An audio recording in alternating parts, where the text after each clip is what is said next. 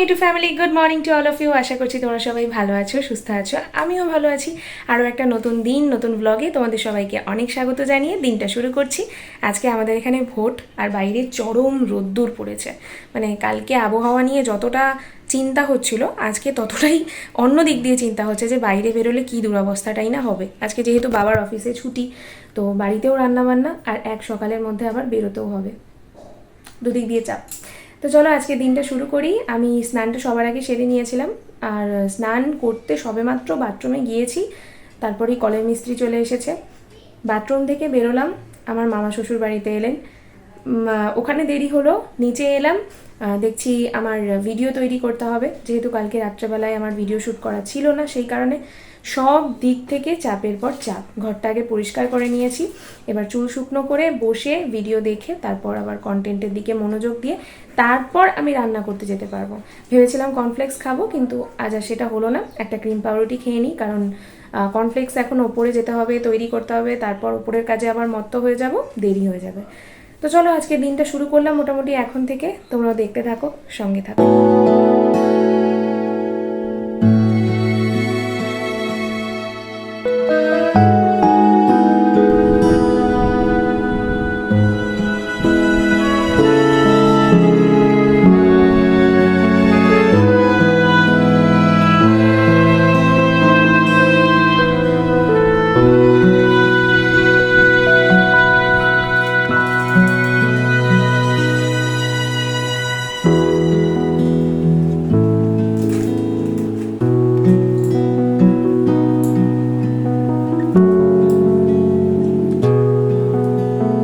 Video বানিয়ে ওপরে এসেই ভিডিওটা আপলোড করতে দিয়ে দিয়েছিলাম। সাথে ভাত, ডাল, সাথে কাঁচা আমের সেদ্ধ, আর টকের ডাল করবো যেহেতু, আর আমের চাটনির জন্য আরেকটা বাটিতে আম সেদ্ধ বসিয়েছি। ভোট দিতে বেরোতে হবে, তোমরা জানোই আজকে একটু তো তাড়া আছে। ওর সাথে আরেকটা জিনিস করে রেখেছি, এই যে ঢ্যাঁড়সগুলোকে ধুয়ে রেখেছি। আমি ঢ্যাঁড়স কাটার আগে পরিষ্কার করে ধুয়ে নিই, তাতে ঢ্যাঁড়সের তরকারিটা খেতে বেশ ভালো হয়, ওই আঠা আঠা মতো হয়ে যায় না আর কি। তো এদিকে সমস্ত প্রিপারেশান ওর মতো হচ্ছে। দেখছি রান্নাঘরে হলুদ শেষ, যেহেতু তোমাদের দাদাভাই বাড়িতে আছে, নিচে আর গেলাম না, বললাম ফোন করে যে হলুদ, গরম মশলা আর কাশ্মীরি লঙ্কাগুলো শেষ হয়ে গেছে, এনে দাও। তো আনছে, ততক্ষণ আমি ঢ্যাঁড়সগুলো কেটে ফেলি, কারণ এদিকে এগুলো সেদ্ধ হতে হতে মানে সমস্ত সিদ্ধ সাদ্ধার কাজগুলো হয়ে গেলে আমি তরকারি প্রিপারেশনটা করে নিতে পারবো। তারপর ওদিকে বেঁচে থাকা ওই বাসনপত্রগুলো মেজে দেবো। আজকে একের পর এক কাজের চাপের জন্য না এত দেরি হয়ে গেছে। এসেছো? দাও। তুমি দিলে না মা দিল? ও আচ্ছা, আমি হলো মশলাপাতি একা একা চিনতে শিখে গেছে। টিটি কি বললে? না চেনার কি আছে? তুমি সব চেনো? সব চিনি। সর্ষে কেমন দেখতে হয়? সরষে কালো। আর হলুদ হয় না? হ্যাঁ ঠিক বলেছো। সাদা সরষে। হ্যাঁ, সাদা সর্ষেও হয়, আবার কালো সর্ষেও হয়। সাদা সরষে ছোট ছোট হলুদ হলুদ করে। কালো ছোট ছোট, কালো ছোট ছোটই হয়। হ্যাঁ, তো আমি কখন বললাম যে পাথরের মতো বড় হয়? বলেছি গোলমরিচের মতো। যাও ভাগো তো, ভিডিওটা আপলোড হয়ে গেছে কিন্তু। দেখে না, চলো আমি আনাজটা কেটে নিই। এ দেখো, ধোয়ার পরে ঢ্যাঁড়সটা আর অতটা ওরকম মনে হচ্ছে না, জানি না কে কে এই ট্রিক্সটা ফলো করো। এদিকে আলু, আদা, রসুন, পেঁয়াজ, টমেটো সমস্তটা কেটে নিয়েছি, ঢ্যাঁড়সের তরকারি হবে। আর এটা আমের ওই চাটনি করছি, তাই জন্য আমটা সেদ্ধ বসিয়েছিলাম, এখনও হচ্ছে। ডালটা হয়ে এসেছে প্রায়, ভাত নামাবো। এদিকে ওবেলার জন্য পনির আনিয়ে রেখেছি, বাবা যেহেতু বাড়িতে আছে সেহেতু আজকে একটা স্পেশাল প্রিপারেশন হবে। না শুধু এইটুকু পনির দিয়ে নয়, আরও কিছু পড়বে ওতে, তো এটা তার সাথে অ্যাড হবে। চলো। রান্না করতে আসতে তো অনেক বেলা হয়েছে, তোমরা দেখতেই পেলে। তারপরেও রান্না অনেক রকম হয়ে গেছে, একটা একটা করে এত কিছু যে রান্না হয়ে যাবে আমি বুঝতে পারিনি। এক তরকারি ভাত করলেই আজকে হয়ে যেত, ওবেলাতে রান্নার অনেক জোগাড়জাটি, সেই কারণেই। তো কি আর করা যাবে, করতে করতে হয়ে গেছে। বাবার জন্য যেমন চাটনিটা করলাম, মাকে জিজ্ঞাসা করলাম তুমি কি করেছো। আগের দিনকে হয়েছে কি, মা যেহেতু প্রত্যেক দিন করে, আমি আর করিনি। এবার খেতে বসে দেখছি যে বাবার জন্য চাটনি নেই, আবার তাড়াহুড়ো করে বাবা খাচ্ছে, ততক্ষণের মধ্যেই চাটনি বানিয়ে বাবাকে দিই।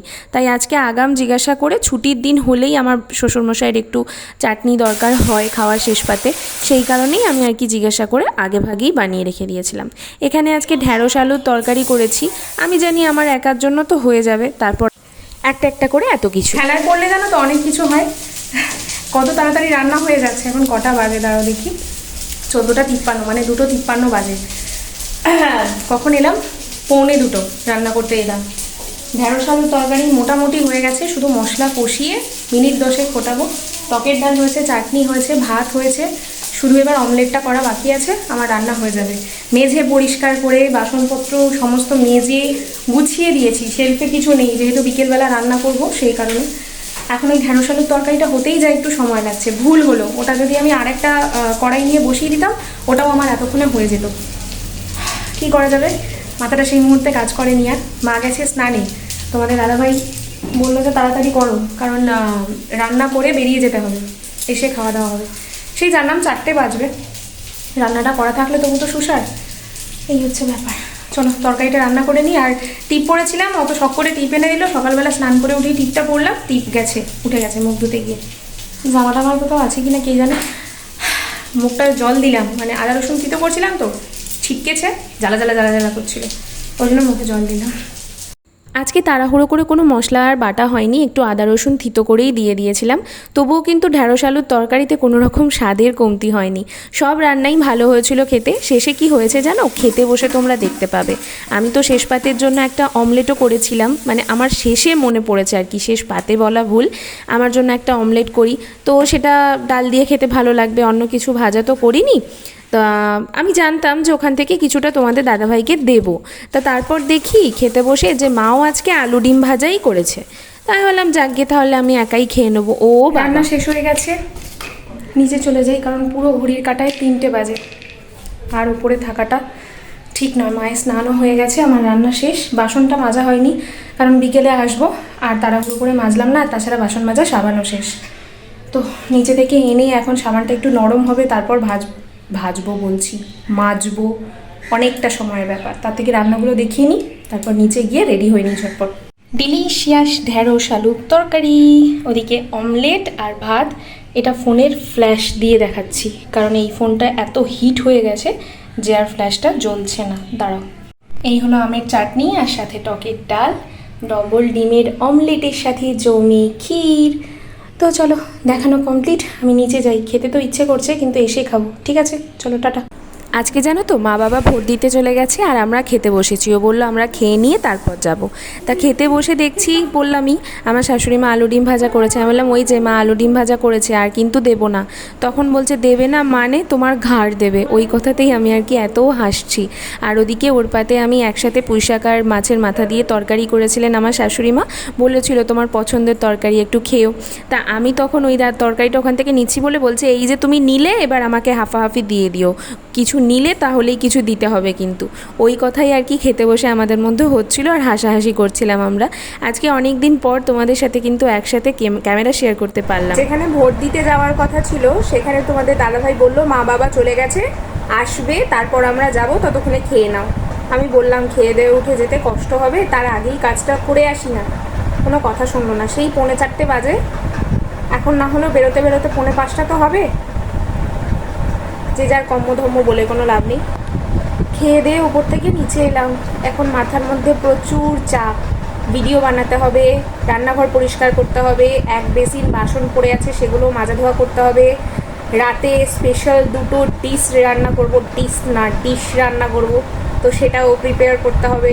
কিচ্ছু প্রিপারেশন করা নেই, ময়দা মাখা থেকে সিদ্ধ করা, মশলা বাটা থেকে কষানো, সবই করতে হবে। তো চলো আগে আগে দেখো হতা है क्या। ভোট দিয়ে এসে তারপর ঘুমিয়ে পড়েছিলাম, তার জন্য পুরো সন্ধে হয়ে গেছে। না তো ভিডিও করা হয়েছে আর না তো কিছু, মানে সমস্ত কাজ মাথার উপরে যেন মনে হচ্ছে এখন হুড়মুড়িয়ে পড়ে আছে। তাই অফ ক্যামেরাতেই সবার প্রথম এই যে বাসনপত্র পুরো এক বেসিন উপুঝুপু হয়েছিল, সবটা মেজে ধুয়ে পরিষ্কার করে নিয়েছি। ভাবলাম যে গ্যাসটা একেবারে রান্না সেরে পরিষ্কার করব, কিন্তু মন চাইলো না, সেই ফ্রেশ ভাবটা আসছে না যে আমি কিছু রান্না করব এই বেলা নতুন করে। তো সেই জন্য গ্যাসটাও মুছে নিয়েছি লাগে হাত। তো যাই হোক, ডবল করতে হবে জানি, মন চাইছিল না, কি আর করা যাবে। চানাটা সেদ্ধ বসিয়ে দিয়ে, হ্যাঁ চানা মশলা হবে, চানা পনির করব, আর সাথে করব হচ্ছে নানপুরি। তো সেই জন্য আমি প্রিপারেশনগুলো এক এক করে করি, একেবারে ফাইনাল স্টেপ মানে জায়গায় গিয়ে তোমাদেরকে একেবারে একটু ক্যামেরা করে দেখাবো। প্রচণ্ড গরম, আর সাথে অনেকটা রাত হতে চললো, কারণ এখন বোধহয় 7:30 বাজতে যায়। তো খাবে সবাই 10:30 11টায়, তবুও রান্নাবান্না করা, বাসনপত্র মাজা সবটাই তো রয়েছে, সেই কারণে। তো চলো আসছি একটু পরে। ঘেমে নিয়ে স্নান করে গেছি, বুঝতেই পারছো, রান্নাবান্না কমপ্লিট। এই জন্যই এর মাঝে আমি আর ক্যামেরাটা অন করিনি। বাড়িতে আমাদের মিস্ত্রি কাকু এসেছিলেন, তার মাঝে ওনাকে আবার ঝটপট করে তৈরি করে দিতে গেলাম। সমস্ত কিছুর মাঝখানে যদি আমি ক্যামেরা করতে যেতাম বিশাল দেরি হয়ে যেত। হ্যাঁ, তোমাদের দাদাভাই যদি ক্যামেরাটা করে দিত সেটা একরকম, তিনি এখন গেম খেলছেন, তাকে আর কি বলা যাবে। চলো তোমাদেরকে রান্নার লুকটা দেখিয়ে নিই। অসাম টেস্ট হয়েছে, আমি নিজেই টেস্ট করে রিভিউ দিচ্ছি। আর মাকে নানপুরিটা একটা টেস্ট করতে দিয়েছিলাম, নানপুরি বানিয়েছি। আর চানা পনির যেটা করেছি সেটা একেবারে রাত্রিবেলা মা টেস্ট করবে। মা বললো দুর্দান্ত খেতে হয়েছে। তো আমার করাটা সাকসেস। অন্য আরেকদিন তোমাদের সাথে রেসিপি শেয়ার করব। অন্য আরেকদিন বলতে সেটা মায়ের বাড়ি গিয়েই পসিবল, কারণ আমার মা দারুণ ক্যামেরাম্যান। আমার বোনও ভালো ক্যামেরা ধরে, তো সেক্ষেত্র থেকে একজন না ধরলে না প্রপারভাবে হয় না। আর তোমাদের দাদাভাই একটু অধৈর্য হয়ে যায়, সেই কারণে আর কিছু করার নেই। মানে কি পরিমাণ ঘেমে নিয়ে স্নান করেছি ভাবতে পারছো। এখন আরেকবার স্নান করে এলে বোধহয় বেটার হয়। রান্নার লুকটা দেখাই। ট্যান ট্যান, এই যে নরম নরম নান পুরি। তোমাদেরকে একটু স্পাঞ্জ করে দেখাই কতটা স্পাঞ্জি হয়েছে। এই দেখো কি পরিমাণ স্পাঞ্জি হয়েছে, গরম ধরে থাকতে পারছি না। এই হচ্ছে নানপুরি, আর সাথে এই হচ্ছে চানা পনির। লুকটা দেখে কি মনে হচ্ছে কতটা টেস্টি হতে পারে বলো তো। ছোট্ট ছোট্ট করে কুচি কুচি করে পনির দিয়ে দিয়েছি। সেই আমরা যেরকম এই লাস্ট একটা অনুষ্ঠান বাড়িতে খেয়ে এলাম, পুরো সেরকমই করেছি। ওখান থেকেই আর কি খেয়ে এসে এটা বানাবার ইচ্ছাটা তীব্রভাবে প্রকাশ পেয়েছে আমার। কেমন হয়েছে লুকটা অবশ্যই কমেন্ট করে জানিও কিন্তু। তো রান্নাবান্না দেখে তোমাদের কি মতামত কমেন্ট সেকশনে জানাতে কিন্তু ভুলবে না। নিচে যাই, সবার থেকে রিভিউ নিয়ে অবশ্যই শেয়ার করবো তোমাদের সাথে। কেমন